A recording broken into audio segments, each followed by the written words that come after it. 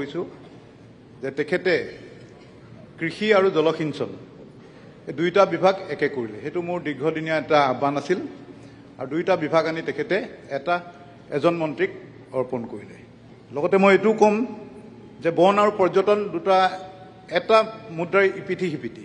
এই বিভাগ দুটাও যাতে মাননীয় মুখ্যমন্ত্ৰী মহোদয়ে এজন মন্ত্ৰীৰ হাততে দায়িত্ব অৰ্পণ কৰে। এতিয়া হওক কৃষিৰ কথা। মই এটা বস্তু কমোডিটি বজাৰত পোৱা সকলোৱে পোৱাত প্ৰদৰ্শন কৰিব খুজিছোঁ।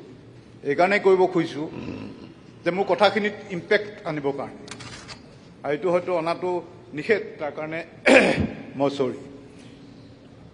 এইটো এটা টমেটো চচৰ বটল, অধ্যক্ষ মহোদয়, 200 গ্ৰাম, ইয়াৰ দাম 80 টকা। এই বিষয়টো পাছলৈ আনিম। মই কৈছোঁ যে ইম্পেক্টটো আনিবৰ কাৰণে এইটো মই প্ৰদৰ্শন কৰিম। এতিয়া আপুনি এইটো পঢ়িয়ে দিলে যে আমাৰ কৃষকসকলৰ যি ফাৰ্মাৰ ৰেজিষ্ট্ৰেশ্যন হৈ আছে, এইটো এটা বহুত ভাল কাম যে আমাৰ ফাৰ্মাৰ্ছবিলাকৰ ৰেজিষ্ট্ৰেশ্যন নাই। তাত সমস্যা দেখা দিছে কি, আমাৰ অসমীয়া মানুহৰ আকৌ কাগজ পত্ৰ ঠিক নাথাকে।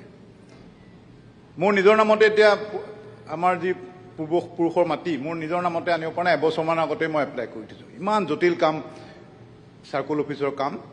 সেইকাৰণে বেছিভাগ কৃষকৰ মাটিৰ নাম আছে আজু ককা, তাৰ মাজত ককাক আছে, দেউতাকবিলাক আছে, তাৰ পাছত এতিয়া থকাসকলৰ আছে। সেইটো মিউটেশ্যন হোৱা নাই, ফলত নামটো নাই, ফলত ৰেজিষ্ট্ৰেশ্যন কৰিব নোৱাৰে। আৰু বহু লোক আছে, কাৰণ আমাৰ মাটিৰ ক্ষেত্ৰতো এটা ক্ৰিমি লেয়াৰ আছে, যাৰ বহুত মাটি কিন্তু নিজে খেতি নকৰে। সেই সকলৰ পৰা কিছুমান কৃষকে মাটিটো লিজত লৈ পইচা এটা দিয়ে, লিজত লৈ পেলাই খেতি কৰে। এতিয়া তেওঁলোকৰ ৰেজিষ্ট্ৰেশ্যন নহয়।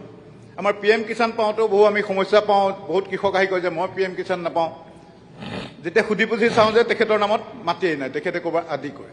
এই কিছুমান সমস্যাৰ কাৰণে ইয়াৰ যদি আইনটো সলাই অলপ সকলোৱে কৃষকে যাতে প্ৰকৃত কৃষক, দ্য ৰিয়েল ফাৰ্মাৰ্ছ, তেখেতসকলৰ যদি নামত মাটিটো আহে, তেনে এনেকুৱাও এটা আইন পায় যে কাৰোবাৰ পৰা যদি লিজত লিখাই নিব পাৰে আমি কৰিছোঁ বুলি, তেতিয়া তেওঁলোকৰ নামবিলাক ভৰ্তি হ'ব, তেতিয়া চৰকাৰী সুবিধাবিলাক পাব, PM কিষাণো তেওঁলোকে পাব। এতিয়া মই দুটা কাহিনী ক'ম, 3টা।